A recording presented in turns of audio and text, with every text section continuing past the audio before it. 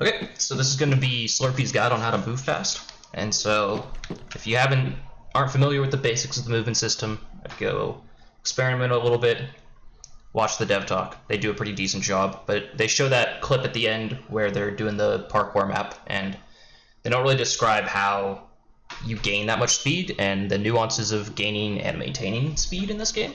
And you can actually go ridiculously fast. It's one of the most insane movement systems that they have, but they just don't really describe the implications of the system they've made.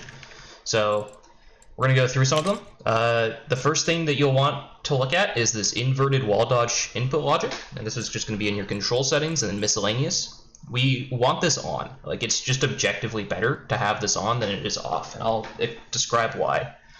So let's turn this off just for demonstrations purposes, and we'll go down to a wall. And so this comes from the fact that you can string wall dodges without having to jump, as long as you're against the wall and holding shift. So I can show you it here. If you notice, I can just hold shift and it will continuously wall dodge.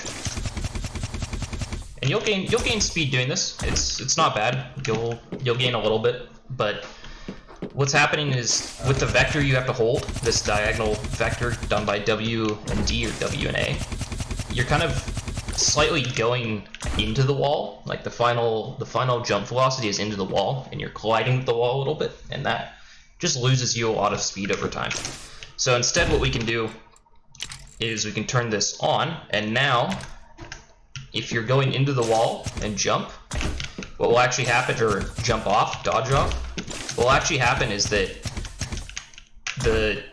the strafe, or the inverted logic, will send you off the wall, but then the movement keys that you're holding will strafe you back into the wall. So you won't and then since you're holding shift, it'll start another dodge before you actually collide with the wall. So what ends up happening is, instead of just gliding along the wall, it'll still look like you're gliding, but you'll just gain a ton more speed simply by the fact that the dodge vector comes off the wall and then back into the wall. So we can show that here. So you lose a lot less speed to those collisions. You don't, and you just gain a ton more, accelerate way faster, and this will end up actually being usually your primary method of launching yourself and getting high speeds in this game. So you can use these flat surfaces to do that, and then you can just use your bounces and jumps to maintain speed through the rest of the map once you get a lot of it. But anywhere you see a flat wall, it's a good place to gain speed, and like I said, that's primarily how you'll get up to high speeds, is through holding shift against a wall and doing the wall dodges. So the fastest way to lose speed in that case is actually going to be touching the ground. Like, at any point, they have this bunny hop system here, and that can help with maintaining some speed and gaining some speed. I'm not a Quake player. I'm not very good at them. But even still, if you're going over 2,000 movement speed and you touch the ground, you're going to slow down by a pretty hefty margin, and instead of speeding up through these wall dodges, where if you just stay on the walls, you'll just continue to speed up over time. See? And you can see I'm already going 21, 26, and you can just maintain that as long as you're on the walls. So in that sense, we really don't want to be on the ground as much as we possibly can. And we have a couple tools to help do that. And these come from the mid-air high jump, and then also just the normal jump itself. So whenever you're in the air, if you start on the ground and jump, you have one jump in air.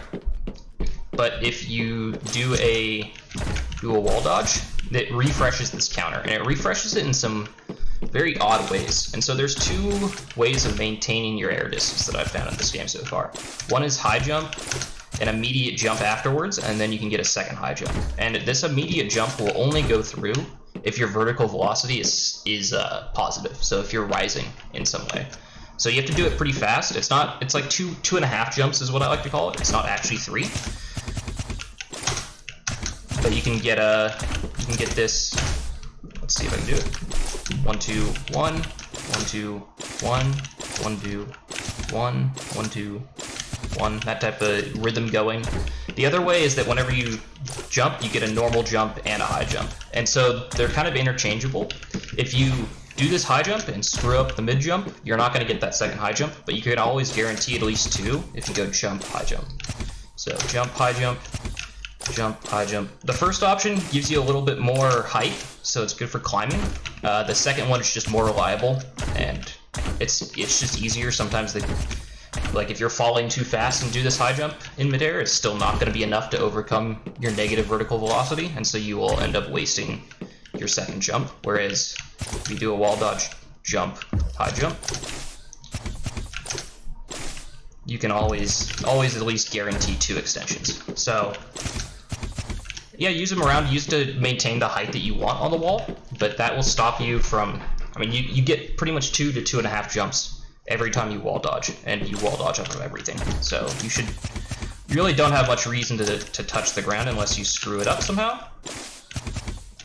These are kind of hard because they're pillars, but yeah. And then you can just continue to string stuff together. And the air strafing in this game is pretty hefty, so you don't have to really worry about mid-air speed loss as much, and even collisions against stuff. Since you're always holding shift, you're going to always bounce off and gain speed due to most collisions. Unless you literally just smack something head-on, face first, you can actually keep a fair amount of speed, even at some weird collision angles. So that's kind of the primary system of maintaining and gaining speed. There is one little quirk that if you find yourself where you're about to hit the ground, sometimes you can save yourself by a perfectly timed high jump. It's very inconsistent, but you can do it where right there, where if you time it correctly, you don't actually touch the ground, so you won't lose speed. You'll get relaunched, and then hopefully you should have enough time to do a wall dodge and to refresh your jumps. But yeah, so just to recap, turn on inverted wall dodge. This is going to be super important. You can gain tons of speed just by riding against walls, and then you can maintain that speed with your 2 jumps or your 2.5 jump.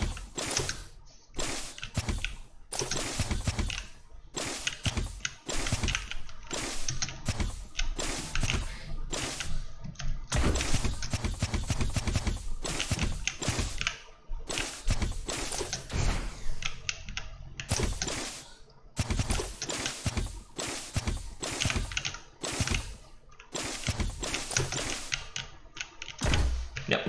So that's that. If you guys have any questions,